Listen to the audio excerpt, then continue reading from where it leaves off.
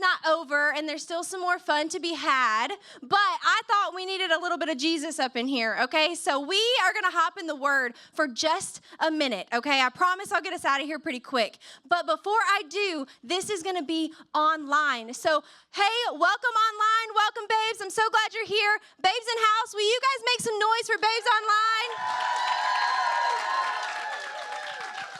Online, we have been having so much fun. We've had games and giveaways and prizes. We had a comedian, Rhonda, come in. Let her have it one more time.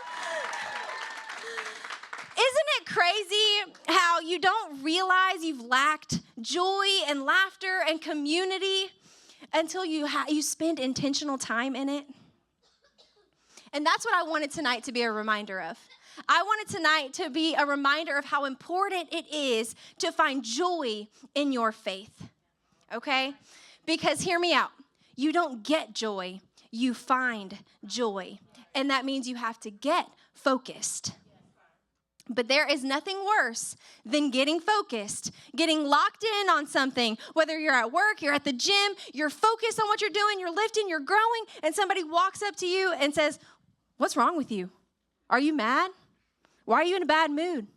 I wasn't in a bad mood, but you keep asking me these questions, I'm going to be in a bad mood. You know what? I have been told too many times in my life that I have an RBF. And you know what? I do have an RBF. I do have a ready for breakthrough face.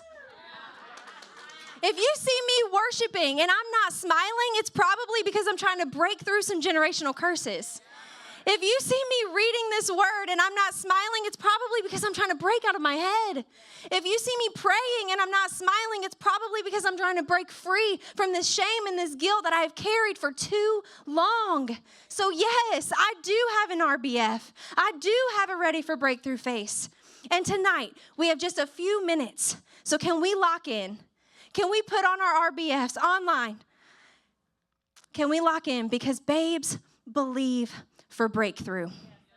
And there is a woman in the Bible who had a strong RBF face. She had a strong, ready for breakthrough face. So if you want to follow along, I'm going to be in Mark 5:21 through 34. Jesus got into the boat again and went back to the other side of the lake, where a large crowd gathered around him on the shore. And then a leader of the local synagogue, whose name was Jairus, arrived. When he saw Jesus, he fell to his feet, pleading fervently with him. "My little daughter is dying," he said. "Please come and lay your hands on her and heal her so that she can live." Jesus went with him, and all the people followed, crowded around him. A woman in the crowd who had suffered for 12 years with constant bleeding. She had suffered a great deal from many doctors, and over the years she had spent everything she had to pay them. But she had gotten no better. In fact, she had gotten worse. She had heard about Jesus, so she came up behind him through the crowd, and she touched his robe. For she thought to herself, "If I can just touch his robe, I will be healed." And immediately the bleeding stopped. And she could feel in her body that she had been healed of her terrible condition. Jesus realized at once that healing power had come out from him. So he turned around in the crowd and he asked, "Who touched my robe?" His disciples said, "Look at this crowd pressing around you. How can you ask who touched me?" But he kept on looking around to see who had done it. Then a frightened woman, trembling at the realization of what had happened, she came and she fell to her knees in front of him and told him what she had done. And he said to her, "Daughter, your faith has made you well. Go in peace." Right at the very jump, Jesus is on his way to heal another girl when this woman gets her breakthrough. Your breakthrough could be on the other side of a sister's breakthrough, because our God is not a one and done kind of God. He can heal your marriage while simultaneously bringing you grace and you favor and you forgiveness and you peace and you compassionate, because our God is a wonder-working God. He is always moving, always forgiving, always healing, always working things for good, because that is the kind of God that He is. Just because she might get her breakthrough first doesn't mean yours is not on its way. Babe, your breakthrough is coming. You have got to trust His timing. It is not a competition. We are supposed to support one another. But I hear babes say it all the time. I'm a girl's girl, because girls support girls. We show up for one another. We encourage one another. We hype each other up. But you know what else we need to be doing? We need to be praying for one another. We need to be worshiping together. We need to be fasting for one another. We need to be believing for one another, because I'm ready for my babes to find breakthrough. So then why do I get mad when they get theirs before I get mine? What did our girl do? She locked her eyes on what really mattered. She didn't focus on anyone else. She wasn't concerned about anyone else. She did the only thing she knew to do, and that was get to Jesus. But we will focus on everything but Jesus and then get mad when we don't get our breakthrough. Babe, hear me, ladies. Stop scrolling through the timeline and start scrolling through the scriptures. Stop watching their stories and focus on your own. Stop posting about things before you've prayed over them, and watch what God can do. But we want to focus on what God's doing in everybody else's life, so much so that we take our eyes off of everything that God is doing in ours. We know He's done it before, and we know He can do it again. Your breakthrough is coming. Let's hop back into the word. Verse 25, a woman in the crowd had suffered for 12 years with constant bleeding. She had suffered a great deal from many doctors, and over the years she had spent everything she had to pay them, but she had gotten no better. In fact, she had only gotten worse. I don't want to spend a lot of time here, you guys, but can I just say this? We have to stop giving everyone else everything we have and leaving Jesus as a last resort. Why do you bring everything to your sister and your mama and your best friend and your auntie before you bring it to God? You guys know what I'm talking about. The moment something happens, what do? You pick up that phone quick, fast, and in a hurry, and you say, girl, you would not believe what just happened. You would not believe what he just said. You would not believe what my boss just did. No wonder you're struggling. God is the last person that you talk to. And when He has always asked to be the first person that we talk to, He has always asked for us to seek Him first. But we run to people, and then we get mad when they let us down. We trust in people, and then we get mad when they betray us. We count on people, and then we get mad when they don't come through. But can I remind you of something real quick? Our God will always come through. So it's not that you can't give it, but maybe you're just giving it to the wrong people. It's time to give it to Jesus. Let's hop back in verse 27. She had heard about Jesus, so she came up behind him through the crowd and she touched his robe. For she thought to herself, if I can just touch his robe, I will be healed. And immediately the bleeding stopped. And she could feel in her body that she had been healed of this terrible condition. Jesus realized at once that healing power had gone out from him. So he turned around in the crowd and he asked, who touched my robe? Babes aren't scared of blood, and neither is Jesus. This woman just touched the man whose blood does more than just healing her body, but brings salvation to the world. The blood of a man who can wash us all white as snow. And if we believe that, then why are we so scared to bring our mess to Christ? Do we really think that we are too dirty for him to clean us up? Do we really think that we are more bad than he is good? Stop giving who you used to be more power over you than who God has called you to be. God has more than the dirt that you're carrying. And this woman right here was bleeding and broken and suffering, and she fought her way through the crowd, keeping her eyes locked on Jesus, thinking to herself, if I can just touch him, I'll be healed. If I can just touch him, I'll find freedom. If I can just touch him, I'll get my breakthrough. Guys, she fought for it. Have you ever had to fight through a crowd? Last year, my husband and I, we flew out to Florida, okay, for a podcast that we did. And it was a one-day trip, so it was a really long day. And on our way home, we had a connecting flight. And we had about an hour and a half, so we were safe, we were good. But then the first delay happened. And then the second delay happened. And then the third delay happened, and we finally board the plane, and we take off, and we're sitting there. And my husband and I, we decide to do the math to see how long we're going to have to get from this plane to the next plane, and we were going to have 5 minutes. 5 minutes to last call. And what makes this worse is this was the last flight leaving out for Nashville, and we were sitting in the back of the plane. So you guys already know, the moment that plane landed, we were unbuckled, had our bags in our lap. The moment the ding went off, what did we do? We booked it to the front of the plane as fast as we could. People are getting up, trying to get their bags. And we're like, I'm sorry. Excuse me. I'm so sorry. I got to catch my plane. I'm so sorry. Please forgive me. I got to. Guys, they were so mad. They were looking at us like we just murdered their family.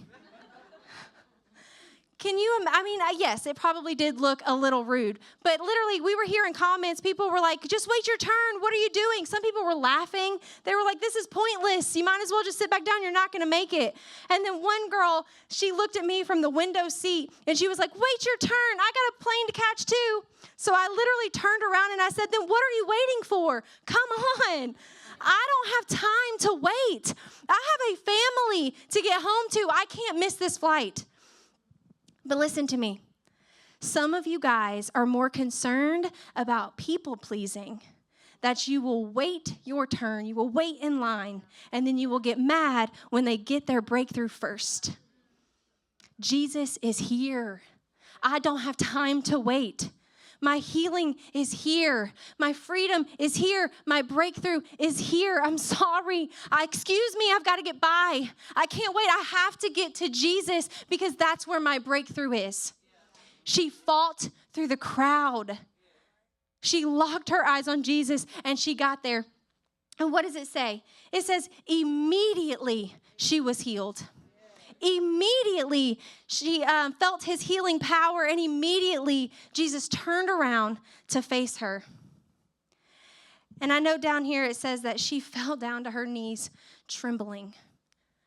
I think she was scared that he was going to be angry. But she was shown compassion instead. I think you're scared that God's going to be angry with you. But can I just tell you, you're going to get love instead. I think you're scared that you're going to experience guilt.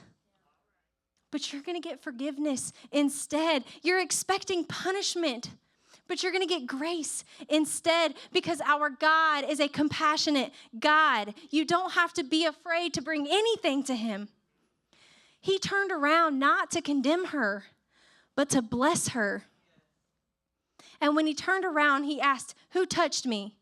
To which his disciples responded, and they cracked me up. I'm just like picturing this happen. They responded, they said, do you not see this crowd, bro? Like all these people pressing in on you? How? That's kind of a stupid, how could you even ask us that question? I don't think she was the only one that touched Jesus that day. But she received her breakthrough. Why? Why her? What did she have that no one else in the crowd had? Faith. She had faith. And Jesus says it over and over and over again. Your faith has healed you. Your faith has made you well. Your faith, your faith, your faith. You're praying for breakthrough. That's great. Keep praying. But do you have faith that you're going to get it? Do you believe him for it?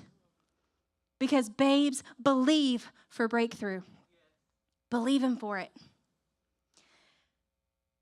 And then last thing, and I'm done, I promise. I'm going to share a little something about Ry'Ann, okay? But before I do, I need you guys to remember one thing, okay? Babes, don't judge. Got it? Although my husband judges me for this literally probably on a daily basis, okay? And he was awful in school, but yeah, this is like the one thing he has over me, and he does not let me live it down. But yeah, my husband, he was a pretty bad kid, okay? He was always paddled and in OSS and ISS and getting kicked out of school, and anything you can think of, it probably happened. But not me, okay? I had one detention, maybe. I was an angel. Until my junior year of high school when I started hanging out with the wrong people. We've all been there. Well, I ended up getting kicked out of school, but I was forced to go to an alternative school. So for those of you that don't know what that means I had to go to a bad kid school, okay? Remember, babes, don't judge. For 55 days, because that was my sentence, I was searched every morning. I was forced to walk in a straight line with my hands behind my back. I couldn't bring anything with me. I was forced to wear their awful uniforms. For 55 days, I had to walk in a season where every day I was reminded of what I did and why I was there. For 55 days, I was completely shut off from the rest of the world because, you know, my mama grounded me. No communication with friends. No talking, no driving, no ketchup, no mustard, no makeup. Guys, it was prison for high school Ry'Ann, okay? Take makeup away from a high schooler. That's crazy. But after 55 days, I got out. It may not have been a breakthrough, but I broke out. I made it out, and you already know that felt so good. The day that I got out, you better believe I was smiling. I was jumping. I was shouting. I was calling my friends. I was driving down the road, pouring ketchup on my chicken nuggets, okay? Because until it was taken from me, I didn't realize that I had taken it for granted. This girl sat in a season of suffering for 12 years. She probably forgot what healthy felt like. And now, how much joy does she have when she got it back again? And I bet she left there telling everybody all about the person who broke her through. Ladies, hear me. I had my voice taken from me, but I will never take that for granted again. And you better believe that I am going to use it to tell all about the person who has broken me through. And tonight, it is time for you to break out. And it is time for you to break through. Why? Because babes believe for breakthrough. Let's pray. Jesus, thank you so much for tonight. It has been so much fun, and you are just such a good God. And I just pray right now that as women are in here, God, that they're challenged and that they're encouraged and that they are reminded of how important it is to find joy in their faith and to be thankful for their breakthroughs. God, I pray that we would continue to learn to love and support one another and not judge one another, God. That we would just be there for one another, lift each other up, encourage one another. But God, most importantly, I pray that we wouldn't lose our focus of what really matters. And that's you, Lord. Lord, I don't know what these women are going through, but you do. And I just pray right now for healing, for peace, for comfort, for love, for joy. Whatever they're lacking in this season, Lord, I pray that you would show up and you would show out and they would walk out of here only being able to shout your name. You're the only one that knows. Fill that void, Lord. Fill that cup up. God, we love you so much and we're so thankful for everything that you do for us. Continue to lead us. Continue to guide us. And God, just continue to bless us. We love you so much and it's in your name we pray. Amen. I can't act like everybody cause I'm different.